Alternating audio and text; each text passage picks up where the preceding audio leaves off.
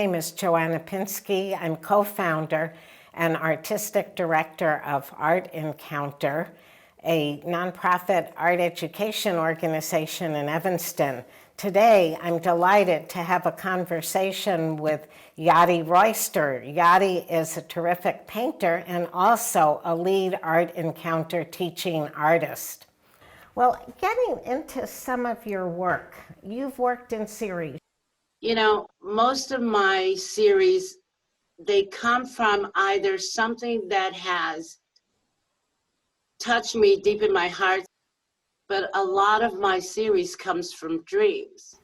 Well, let's look at some of the work from one of the series, and today we are going to just pretty much focus on I guess it's your math series of art. What inspired you to do this?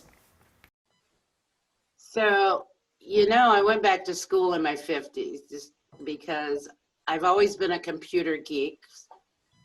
I went to finally get a degree in it, and the first year I was hit with all this algebra and, you know, some physics, and I was insane. And I hadn't been in the studio for like a year. And towards the end of this year of math, I just stopped thinking. I couldn't solve the problems anymore. I was brain dead. So I got angry and I started throwing balled up pieces of paper and all over the place because I was just done, and I thought I was going to drop the class. And so that particular day, I went into the studio and I was just throwing at the canvas these balls of math paper. And it just started. It was like, oh, why did I put these on canvas? Step away from school and go into the studio. And the first piece began that way. And believe it or not, doing that series, I aced that class without a doubt. That is amazing. And that math mapping series, I have to say, I remember coming to one of the classes you were teaching and you were showing the work and talking to the students, and their eyes were just popping out of their heads, because what you told them is that frustration's okay. And you went through this experience and you used the art, but then you went back to work on the math and you aced it. So it was such a great lesson. In the first image that I have, math mapping, it looks like there's a figure floating and with X's in her eyes. Can you talk about that piece a little bit? That was the first one. In fact, it now hangs in Nichols School, elementary school here in Evanston. A client purchased it and donated it to the school. So, but that was the first one. So that's what I was feeling, just totally lost. So the X's in the eyes were just, I couldn't see it anymore. I feel like there's a jump between math mapping and, is it numlocks? Yeah. Is that the name of the next one? Yeah, and the figure is kind of melded in there with that orange circle at the top. It looks like a head upside down or something.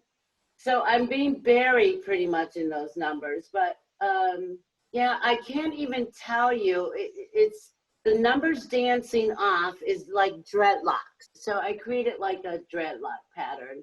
I try to put in, there's no rhyme or reason for most of those, Joanna. It's how I'm feeling when I'm creating. But I try to put a figure in every one of them. It was my most intense series, but also the most rewarding, because it just opened up the floodgates in my brain again, and I was able to think and feel and just know better. So there's two things that are going on here, Yadi. One is the math, and in essence, the story behind it, which is what are you going to do with the math? And then the process of creating art. And if you're crumbling up something to begin with, you're going to have a very unpredictable result. and something that you have to work with. So in essence, you have to bring those two areas together.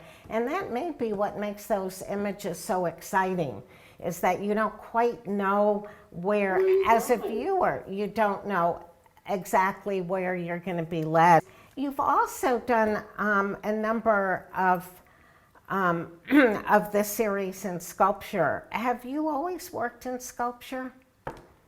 I love sculpture. If it was up to me, I would sculpt all the time and throw in painting as a side thing. But it's about space, and there's only, you know, so many places you can put sculpture. Well, they become a nice marriage of painting and sculpture, and sometimes the sculpture leads the way, it seems like, and sometimes the painting does. The other thing is the figure is really prominent in all of those. You said there were figures in the paintings, but sometimes you can barely see them. Right. So that must have been interesting. Yeah, yeah, and I was surprised this came out of me, but you know, I'm all about duality. I think, you know, there's two sides to us without a doubt, at least two. And so, you know, I like to marry my analytical and creative whenever I can. So that's why a lot of these have that split, because on one end, it took the creativity for me to master the analytical part of my course. So I like to show that split personality, you know, that occurs when you're creating, whether it's on your analytical side, because when I worked in corporate America, I actually worked as if I was creating sculpture. It's interesting with the figures in these particular pieces, because a couple of them feel more entangled in the painting part, like they're really struggling. Whereas towards the last one particularly feels I had a dream, feels really free. Like it's moving and it's enjoying life and everything is going. That's exactly what it is. Yes. I'm glad you can feel that, because that one was never meant to be, but I kept dreaming about it. And I kept saying, nope, no more sculpture. I'm done with the series. But I found the last of scrap. You notice that there's less paper on that one, because I was pulling out the last bit of note paper. And it was finally, after dreaming about it twice. A lot of times when I have dreams about art, the dream will reoccur until I start it. So it kept coming back. I finally just did it, but it was a sense of freedom because there was no more crumbled notes. You've been working as a teaching artist. I met you and then you trained with Art Encounter, and you've been really fabulous in that regard. Has working as an Art Encounter teaching artist influenced your own art? Through the years, it has been an instrument for creating. For instance, I don't even know what year. I've been with you guys for so long, but I was working on the West Side in an impoverished neighborhood, which in an effort to kind of understand my kids and where they were coming from, I used to drive around the community, and what I discovered was these historic buildings that they were now run down, and these are where their children were living. And that prompts some artwork for me, a series that did pretty well. So yeah, at times it does. I remember that series, and I remember bringing some of those back into the school with other of the teaching artists also brought those in. They were really a wonderful series. Has making art affected the way you teach? Absolutely. You know, that's a weird question because I can throw things back. When I was a kid, I always knew I would teach.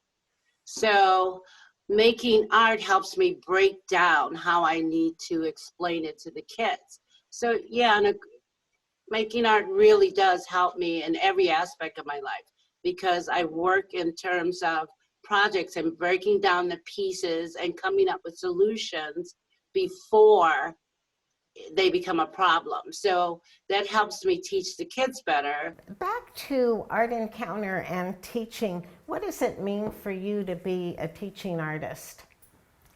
I love sharing knowledge. But when you have these young minds, before they're corrupted by society, before, life kicks in, I love sharing knowledge with them and helping them see that no matter who you are, you're okay. No matter what you want to do, it's okay. You just work through it.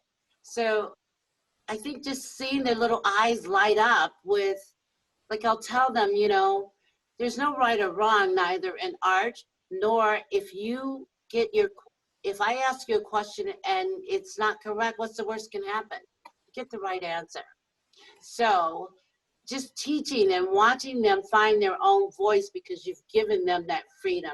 And also being able to listen to them. Oh my God, I learned so much from the kids, because we forget they have their own little knowledge, and they impart so much knowledge on me. I mean, I can't even imagine not teaching and sharing,